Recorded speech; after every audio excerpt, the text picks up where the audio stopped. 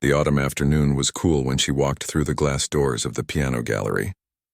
At 52 years old, with her gray-streaked hair tied back and wearing an old cardigan over faded jeans, she didn't look like someone who belonged in a place filled with instruments worth more than most people's cars.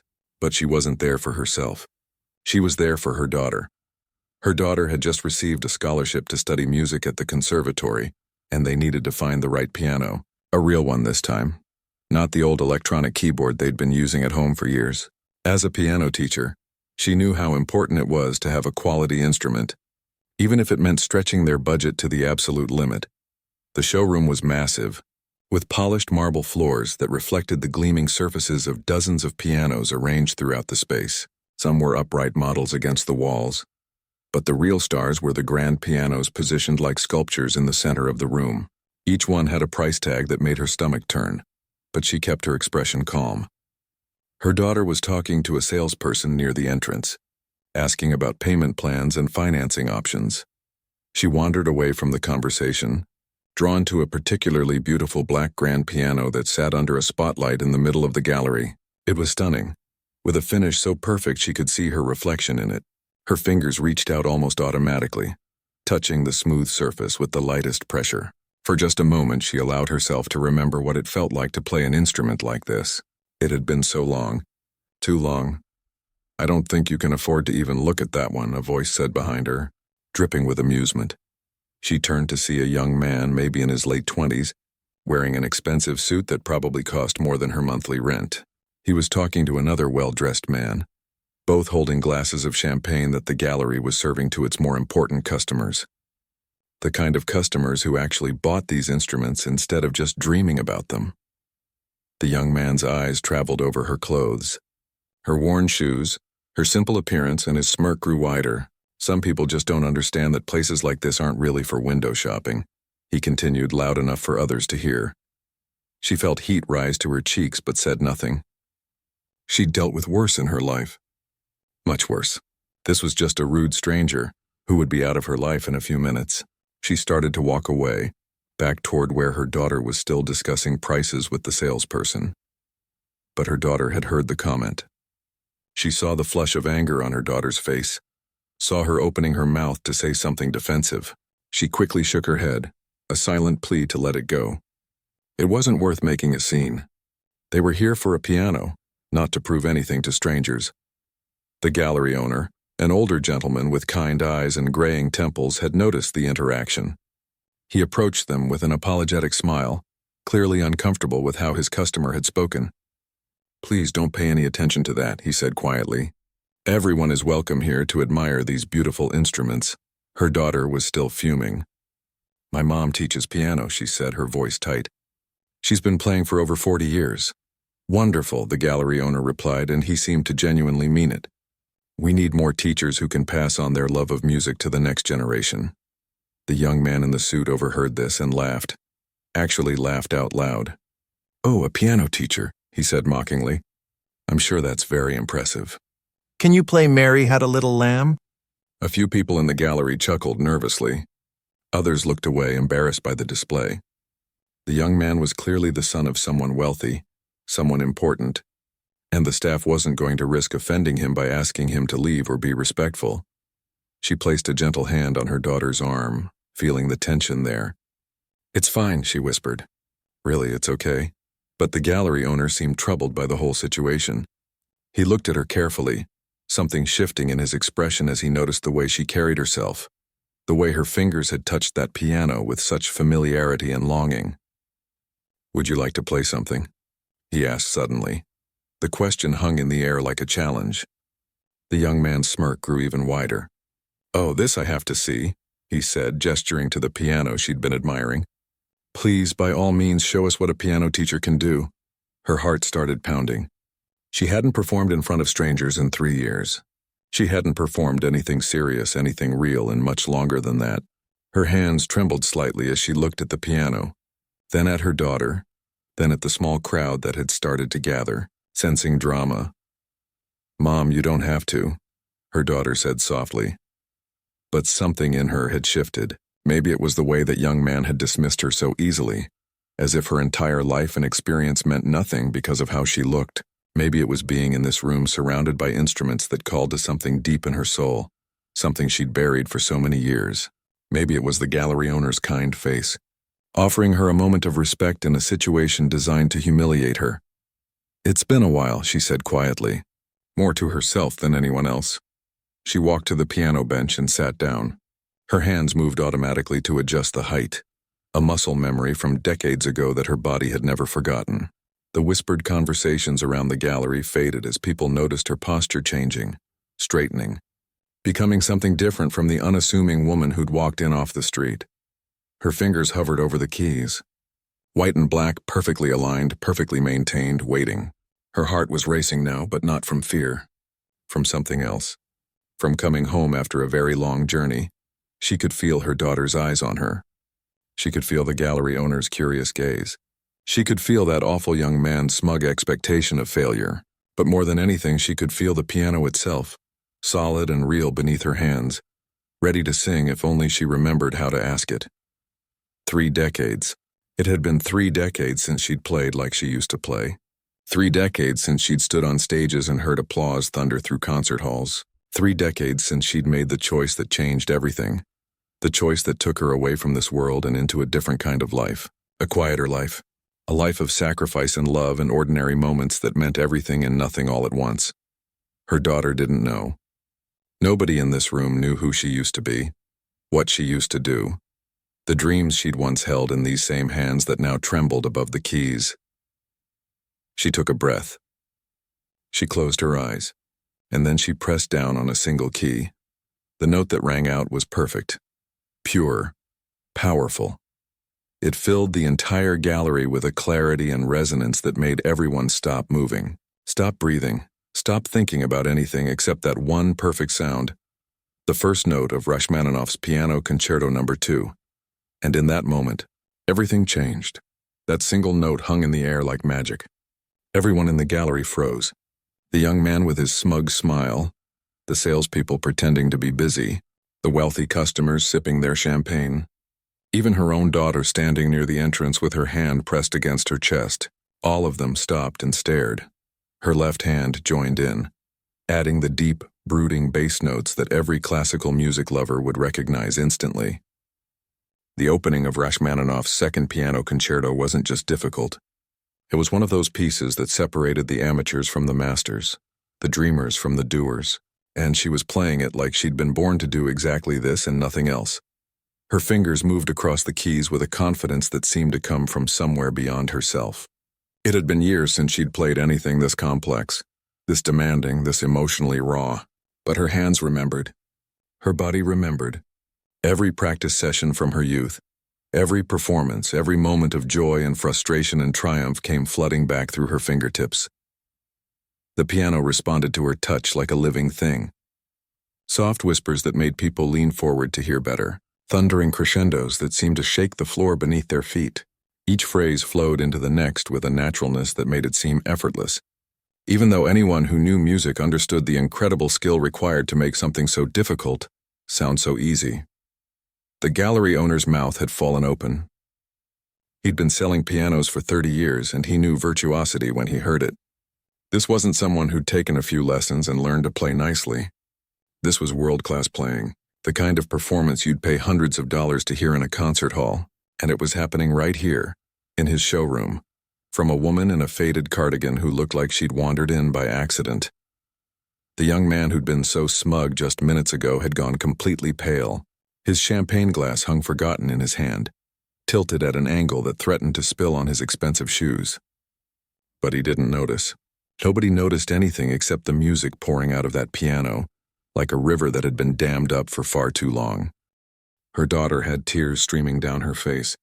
In all her years of taking piano lessons from her mother, in all the time she'd heard her play simple children's songs or basic exercises, she had never heard anything like this. Never imagined her mother was capable of something so powerful, so moving, so absolutely breathtaking. It was like discovering that the person you'd lived with your entire life was secretly someone else entirely. As the piece continued, something shifted in the room.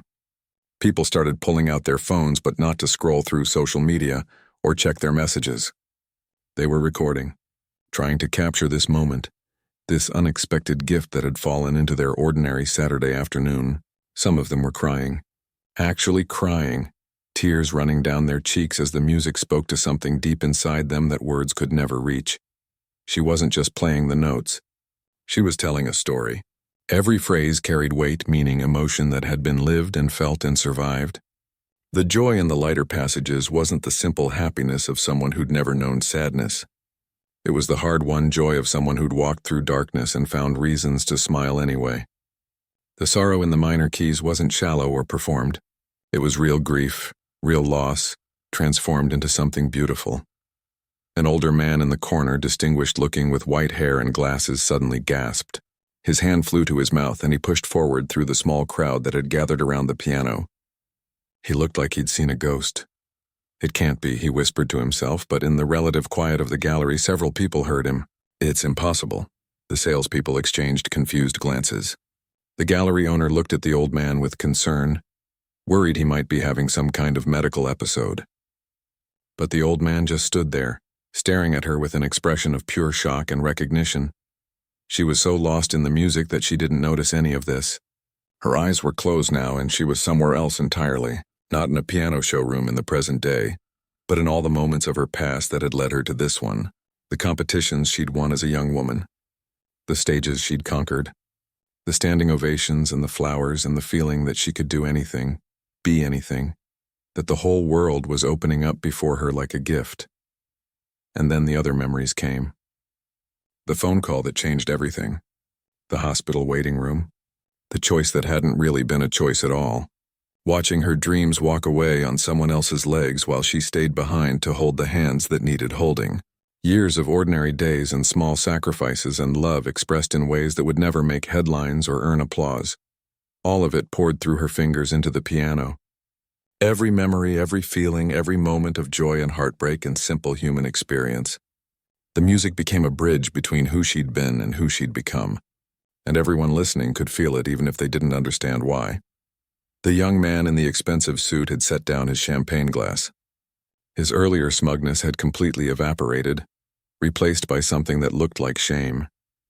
He glanced around the room, seeing the tears on people's faces, the reverent silence, the way everyone was completely absorbed in what they were hearing, and he seemed to understand, perhaps for the first time in his privileged life, that he'd made a terrible mistake.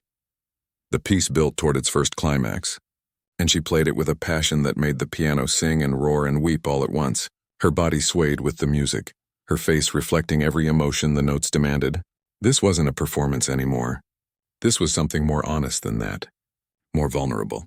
She was showing these strangers her heart, her soul, everything she'd kept hidden for so many years. The older man with white hair had tears running down his face now too.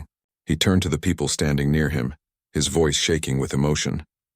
"Do you know who this is?" he asked them. "Do any of you realize what you're witnessing?" People shook their heads, confused but captivated. The gallery owner leaned closer to hear.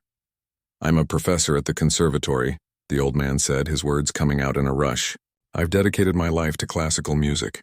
And I'm telling you, this woman, whoever she is, she's not just good. She's extraordinary. This is the level of playing you hear maybe once or twice in a lifetime if you're lucky." He paused, studying her face as she played.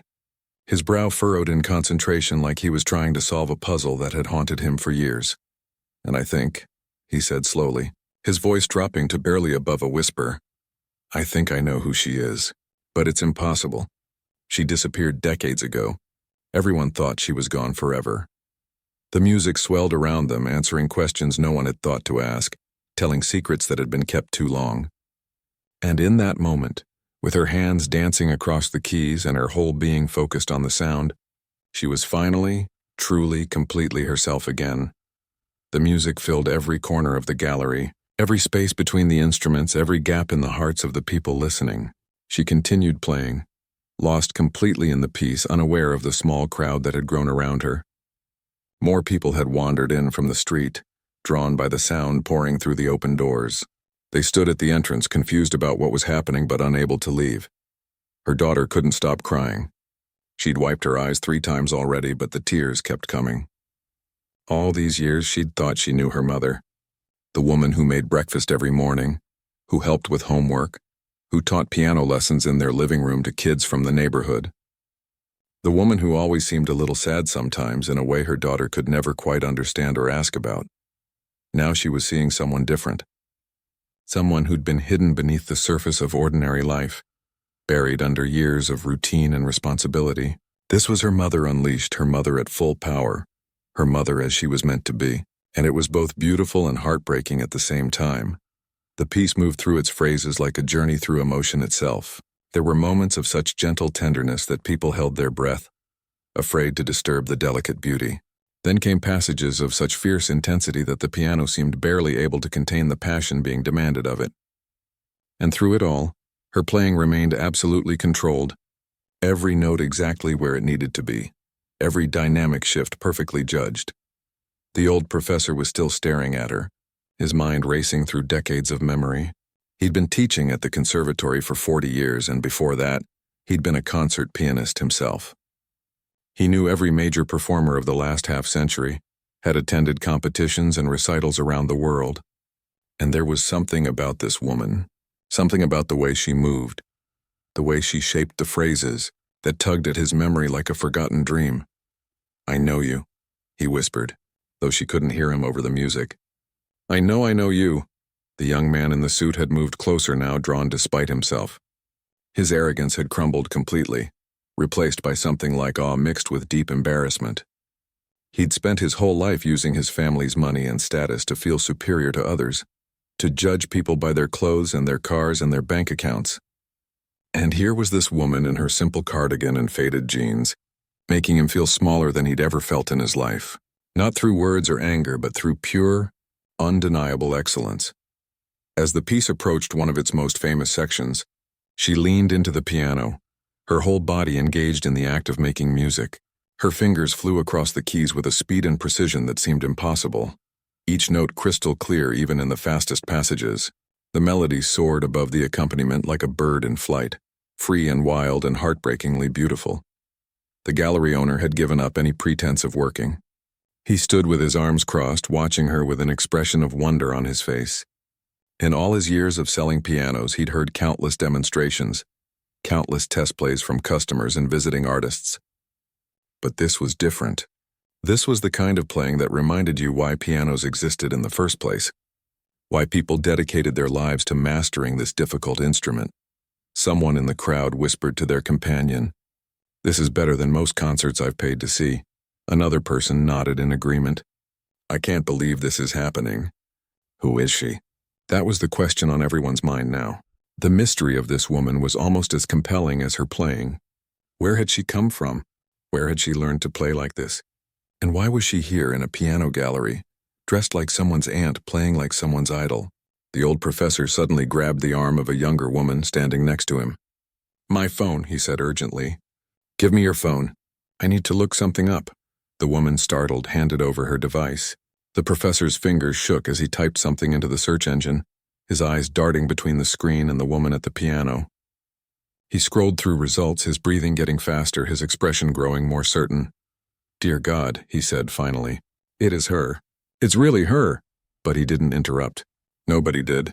The music was too important, too sacred in that moment. They all understood instinctively that stopping her now would be like breaking a spell, and nobody wanted to be responsible for that. She played on, and the piece began to shift toward its conclusion. The earlier passion gave way to something more reflective, more bittersweet. It was like watching someone say goodbye to something precious, acknowledging both the beauty of what was and the pain of what could never be again. Her touch on the keys became softer, more intimate, as if she was sharing a secret with each person in the room. Her daughter had moved closer, weaving through the crowd until she stood where her mother could see her if she opened her eyes. She wanted to be there, to be present for whatever this moment was, because she understood now that this wasn't just about playing piano. This was about her mother reclaiming some part of herself that had been lost, buried, set aside for reasons her daughter was only beginning to guess at. The final phrases came, each note falling like a tear or a blessing. The piano sang one last time under her hands, the sound gradually fading until there was nothing left but silence. Her hands lifted from the keys and came to rest in her lap. She sat very still, her eyes still closed, breathing deeply like someone coming up from underwater. For a moment, nobody moved. The silence was so complete you could hear the traffic outside, the faint hum of the air conditioning, someone's phone vibrating in their pocket, and then the gallery owner started clapping. It started slow, just his hands coming together, but the sound broke whatever spell had held everyone frozen. Suddenly, the entire room erupted. People were applauding, some were cheering, several were still crying. The sound was deafening, overwhelming, a wave of appreciation and astonishment that seemed to shake the walls. She opened her eyes, looking startled, as if she'd forgotten where she was. The crowd came into focus, all these faces looking at her with expressions of joy and wonder and respect. Her daughter was crying and smiling at the same time, clapping so hard her hands must have hurt. The gallery owner approached her, his own eyes misty. That was, he paused, searching for words adequate to what he'd just witnessed. That was extraordinary. I don't even know what to say. Who are you? Before she could answer, the old professor pushed through the crowd, the young woman's phone still clutched in his hand. His face was flushed with emotion, with certainty, with the excitement of solving a mystery that had haunted the classical music world for decades. I know who she is, he announced to the room, his voice shaking. I know exactly who she is. Everyone turned to look at him, then back at her. She'd gone very pale, understanding that whatever privacy she'd maintained, whatever quiet anonymity she'd built her life around, was about to shatter like glass. The professor held up the phone, showing a decades-old photograph of a young woman on stage, holding flowers, her face radiant with triumph. And even though the woman in the photo was younger, with darker hair and unworn by time, anyone could see it was her. Ladies and gentlemen, the professor said, his voice filled with awe, you've just heard one of the greatest pianists of her generation. The room buzzed with confusion and curiosity. People pulled out their phones, trying to see the old photograph the professor was holding up. The image showed a young woman on a concert stage, radiant and triumphant, holding a massive bouquet of flowers. Her eyes sparkled with joy, with possibility, with a future that seemed limitless. She remained seated at the piano bench, her hands folded in her lap, looking smaller somehow than she had while playing. The transformation was striking. Moments ago she'd been commanding, powerful, filling the entire space with her presence. Now she looked like she wanted to disappear into the floor. 30 years ago, the professor continued, his voice carrying across the silent gallery. This woman won 2 of the most prestigious piano competitions in the world. She was being compared to the greatest pianists of our time. Critics called her a once-in-a-generation talent. She had recording contracts, performance bookings at major concert halls around the world. And then, at the height of her career, she vanished. Just disappeared. No one knew what happened to her. Whispers spread through the crowd. People were searching on their phones now, finding old articles and reviews, concert programs from decades past. The evidence was there, scattered across the internet like breadcrumbs from a forgotten story. Her daughter stood frozen, her hand pressed over her mouth. This explained so much. The distant look in her mother's eyes sometimes when they passed by concert halls. The way she'd change the radio station quickly whenever classical music came on. The boxes in the attic that her daughter had never been allowed to open. All those little mysteries that had seemed unimportant suddenly clicked into place like pieces of a puzzle. The young man in the expensive suit looked like he wanted to crawl into a hole and die. He'd insulted a legend, mocked someone whose talent he couldn't begin to comprehend. His face burned red with shame and he couldn't meet anyone's eyes. The gallery owner turned to her, his expression full of questions. "Is this true?" he asked gently. She looked at her daughter first, saw the tears streaming down her face, the confusion and pride and heartbreak all mixed together. Then she looked at the crowd of strangers who'd witnessed her playing, who were now waiting for her to explain herself, to tell them the story of how someone so gifted could disappear so completely. "It's true," she said quietly. Her voice was steady but soft, and people leaned in to hear. "That was me. A long time ago. But why?" someone in the crowd asked. "Why would you give it all up?" She was quiet for a long moment, gathering her thoughts. Her daughter moved closer, standing beside the piano bench now, and she reached out to take her mother's hand. The gesture seemed to give her strength. "I was 25, she began, her voice barely above a whisper. I'd just won my second international competition. I was on top of the world. My calendar was booked solid for the next 3 years. Recording sessions, concert tours, everything I'd ever dreamed of. She paused, looking down at her hands resting on her knees. The same hands that had just made magic happen on that piano. The same hands that had once belonged to a young woman with the world at her feet. And then I got a phone call. She continued. My younger sister had been in a terrible car accident. The doctors said she'd survive, but she'd need extensive rehabilitation. Years of it. Maybe a lifetime of care. My parents were already elderly. They couldn't handle it alone. The gallery had gone completely silent. You could have heard a pin drop on the marble floor. I had a choice to make, she said, and her voice cracked slightly. I could continue with my career, fly around the world playing concerts while my sister struggled through recovery with just my aging parents to help her. Or I could go home. Her daughter squeezed her hand tighter, tears falling freely now. It wasn't really a choice at all, she said simply. My sister needed me. She was only 22. She had her whole life ahead of her, and I couldn't let her face that journey alone just because I had concerts to play. The piano would always be there, but my sister's recovery, those crucial years, they wouldn't wait. Several people in the crowd were crying now. The professor wiped his eyes with the back of his hand. I went home, she continued. I canceled everything. The contracts, the recordings, the tours. I called my manager and told her I was done. She thought I was crazy. A lot of people did. But I didn't care. I spent the next 10 years helping my sister recover. Physical therapy, doctor appointments. Just being there when she needed someone to tell her she could do it, that she'd get through it. Did she recover? Someone asked softly. A small smile crossed her face. The first real smile since she'd stopped playing. She did. It took years, but she did. She walks with a slight limp now, but she's healthy. She's married. She has 3 kids. She teaches elementary school and loves every minute of it. And you? The gallery owner asked. What about your career? She shrugged, a gesture of acceptance rather than regret. By the time my sister was back on her feet, a decade had passed. I was 35. The music world had moved on. New young talents had emerged. My moment had passed. I got married, started a family of my own. I became a piano teacher. It's been a good life. A quiet life, but a good one. Her daughter was sobbing now, understanding for the first time the magnitude of what her mother had sacrificed. Mom, she choked out, I never knew. You never said anything. What was there to say? She replied gently. I made my choice and I'd make it again. You don't regret loving your family. You don't regret being there when people need you. The professor stepped forward, his expression determined. But that doesn't mean it has to stay buried forever, he said firmly. You're 52, not 92. Do you know how many great pianists perform well into their 70s and 80s? Your story, your playing, what you just did here, it proves that real talent doesn't just disappear. She shook her head. That was just one piece. I haven't performed seriously in years. I teach children's songs and basic scales now. That's not what we just heard, the gallery owner interjected. What we heard was world-class artistry. And I'd like to offer you something. You can come here anytime and practice on any piano in this gallery, free of charge, for as long as you want. The professor jumped in.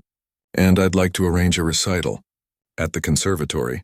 Nothing huge at first, just a small comeback performance. Let people hear you again. Let yourself remember what you're capable of. She looked overwhelmed, glancing between them and her daughter. I don't know. It's been so long. I have my students, my responsibilities. Her daughter grabbed both of her mother's hands. Mom, listen to me. You gave up your dream for family. For your sister. And that was beautiful and selfless and amazing. But now it's family telling you to take it back. I'm telling you, you deserve this. You deserve to play again, not just for other people, but for yourself. The young man in the suit suddenly stepped forward, his voice humble and sincere in a way it hadn't been before. I need to apologize. I was cruel and dismissive and wrong about everything. I'm sorry, she looked at him and nodded, accepting his apology with grace.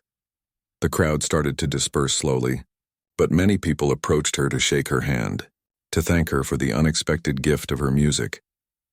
The weeks that followed that afternoon in the piano gallery felt like a dream. Videos of her performance had been posted online by people who'd recorded it on their phones, and they spread faster than wildfire. Within days, hundreds of thousands of people had watched the quiet woman in the cardigan play Rachmaninoff, like her life depended on it. The comment section filled with people asking who she was, sharing the old articles the professor had found. piecing together the mystery of the vanished prodigy. Music journalists started calling. Bloggers wrote articles with headlines like, "The Pianist Who Sacrificed Fame for Family" and "Where Has She Been for 30 Years?"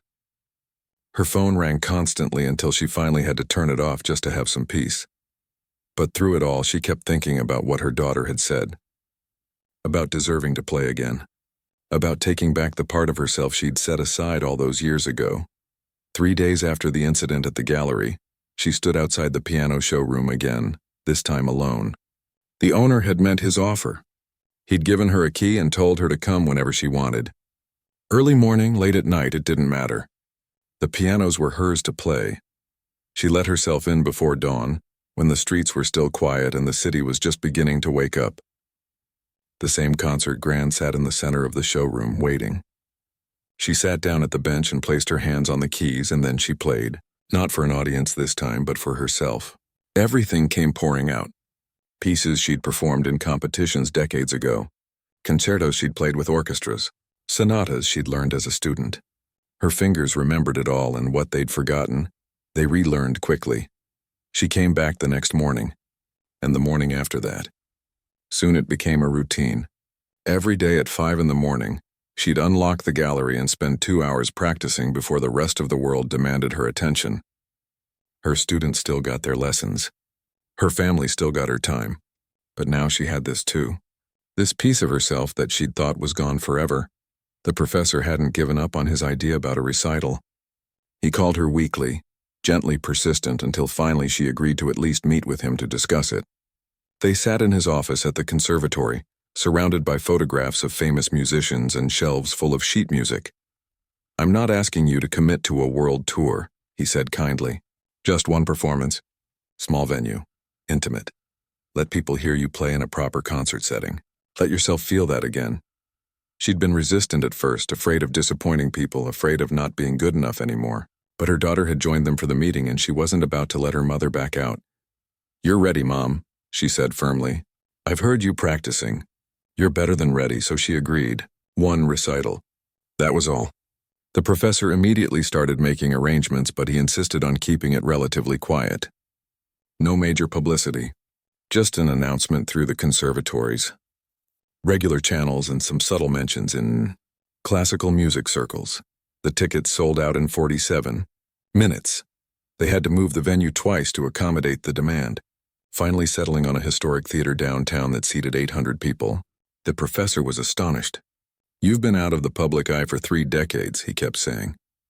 I can't believe the response, but she understood it. People weren't just coming to hear good piano playing. They could get that anywhere. They were coming to witness something else. A comeback.